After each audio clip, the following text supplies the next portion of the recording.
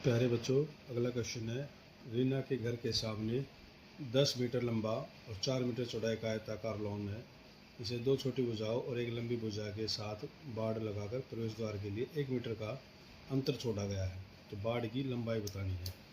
तो बेटा देखेंगे, ये सामने की तरफ है, पूरा है 10 मीटर, ये 4 मीटर, ये भी 4 मीटर। तो यहाँ हमने बाड़ लगानी है। तो देखेंगे 4 + 4 और प्लस ये पूरा 10 मीटर था। इस 10 मीटर में से हमने ये 1 मीटर का रास्ता छोड़ दिया, तो ये रह गया 9। तो 4 4 8 और 9 17। तो आंसर आ गया हमारा 17 मीटर। अगला क्वेश्चन है। एक कुएं में पानी का स्तर जमीन से 20 मीटर नीचे है और बरसात के मौसम में अलग अलग पानी की टंकियों में जो बचमा पानी था वो बारिश के पानी को कुएं में बहा दिया जाता है, जिससे पानी का स्तर 5 मीटर ऊपर उठ जाता है।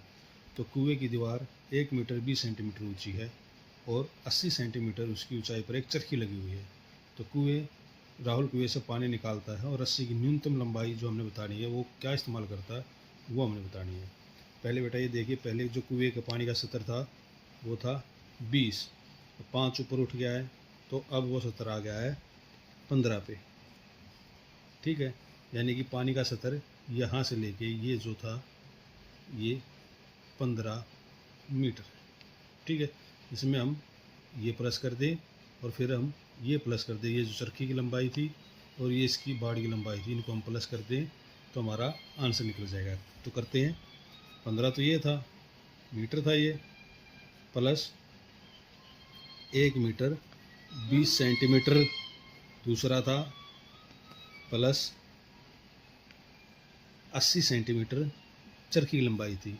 अब इन सब को हम मीटर में कन्वर्ट करते हैं। ये हो गया 15 मीटर प्लस 1.20 मीटर और प्लस 0.80 मीटर। इन सब को हमने सेंटीमीटर वालों को हमने मीटर में जोड़ लिया।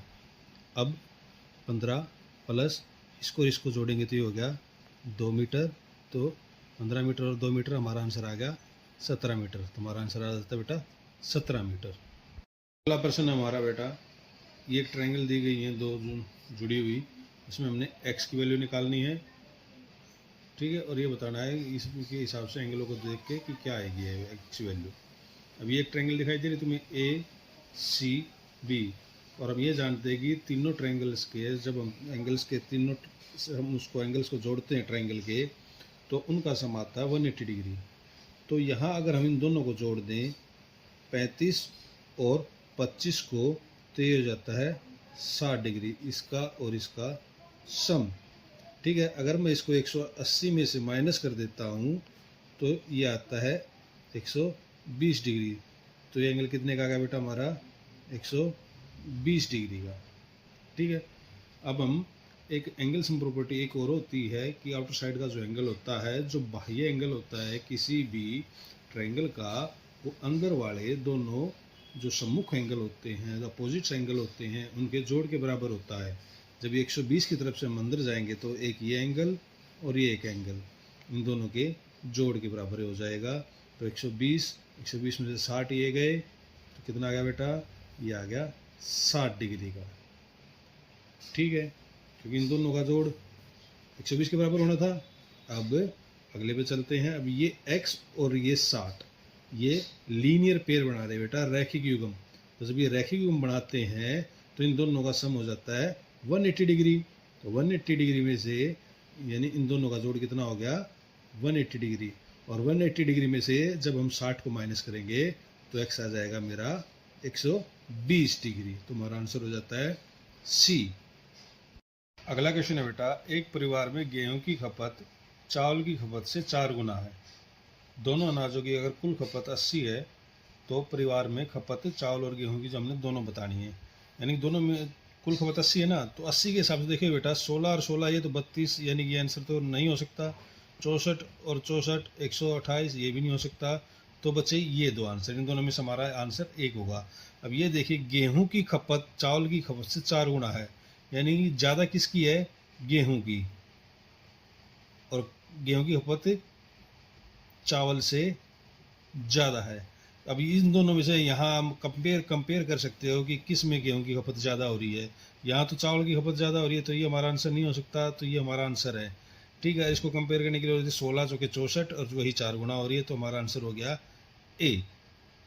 में चलते बेटा, समानांतर चतुर्भुज दे रखा है एक, उसका शीर्षलंब दे रखे हैं एम एन और एम ओ, और उसी को क्रमशः उसने 8 और 4 सेंटीमीटर लंबे दे रखे हैं, यानी एक एम एन तो है 8 सेंटीमीटर लंबा और ये है 4 सेंटीमीटर लंबा।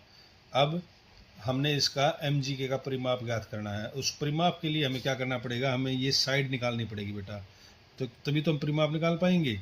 तो ये साइड जो है इसको निकालना पड़ेगा। तो इस साइड को निकालने के लिए हमें जो समानांतर चतुर्भुज दे रखा है उसका एरिया निकालते हैं। उसका एरिया होता है बी इंटू एच, यानी बेस इंटू हाइट, और बेस को हम हाइट के अकॉर्डिंग ही लेंगे। अगर हमने ये हाइट ली तो बेस ये लेंगे, हाइट ये ली तो बेस ये लेंगे। अब हमें जो गिवन है उसी से देखेंगे, ये भी हाइट हमें पता है और ये बेस हमें पता है, तो बेस हो गया हमारा 6 और हाइट होगी हमारी 8, तो ये आ गया 48 सेंटीमीटर स्क्वायर एरिया आ गया। अब इसी एरिया को हम कंपेयर कर लेते हैं दूसरी वाली साइड की तरफ से, दूसरी हाइट की तरफ से, यानी बेस इंटू हाइट दोबारा फिर लेते हैं। अब की बार बेस को हम, जो हमने ये इसको ए मान लेते हैं, ए साइड उससे निकालते हैं। एच हमारा हो गया हाइट, अब की बार हमारी 4 है, ये 48 थी, तो 48 को जब 4 से डिवाइड करेंगे तो ए कितनी आ जाएगी बेटा, ए आ गई हमारे पास 12, यानी वाली ये जो साइड थी ये हमारी 12 आ गई है। अब हमने इसका परिमाप निकालना है, और हमें ये पता है कि समानांतर चतुर्भुज की आमने सामने की भुजाएं समान होती हैं, और इसमें वही फार्मूला लगता है जो आयत में लगता है। और आयत का फार्मूला क्या था, 2 इंटू एल प्लस बी परिमाप का। तो 2 इंटू प्लस, ये एक साइड है 6, दूसरी साइड है 12, 2 इंटू 18, और 18 को जब 2 से मल्टीप्लाएंगे हमारा आंसर आएगा 36। तो हमारा आंसर बनता है बेटा यहाँ पे 36। क्वेश्चन है बेटा, एक परीक्षा में वर्ष 2006 और 2007 में कुल 3768 छात्रों ने प्रथम श्रेणी प्राप्त की। और कहता है कि 2007 में जो प्रथम श्रेणी प्राप्त करने वाले छात्र थे वो 2000 की जो संख्या थी उससे 34 अधिक थे। तो हम 2006 की जो संख्या है उसको x मान ले, तो 2007 की संख्या है वो आ जाएगी x प्लस 34, और इन दोनों को अगर हम जोड़ दें 2006 और 2007 की संख्या को, तो वे टोटल संख्या आ जाती थी 3768, यानी कि x प्लस में x प्लस 34 वो हो गया 3768। x और x हो गया बेटा 2x, 34 को उस तरफ ले जाके माइनस कर देंगे, 3768 माइनस 34, तो ये हो गया 2x इक्वल टू 3734, और x ये 2 यहाँ आके इसको डिवाइड कर देगा, तो x की वैल्यू आ गई 1867। तो हमारा आंसर आ गया आंसर नंबर सी। बेटा, एक कमरे की दीवार का आयाम 5 मीटर और 4 मीटर दे रखा है। तो कमरे की दीवार का यहाँ हमें क्षेत्रफल पता चल रहा है, तो हम कमरे की दीवार का क्षेत्रफल निकाल लेते हैं। तो दीवार का क्षेत्रफल जो आएगा वो आएगा 5 गुना 4 20 मीटर स्क्वायर। फिर कहता है वो इसमें से खिड़की, यानी खिड़की का अगर हम क्षेत्रफल निकालें तो वो आएगा 1.5 इंटू 1, यानी कि 1.5 मीटर स्क्वायर। और इसी में एक दरवाज़ा भी है, दीवार में ही दरवाज़ा, तो दरवाजे का अगर हम क्षेत्रफल निकालें तो वो आएगा 2.25 इंटू 1, 2.25 मीटर स्क्वायर।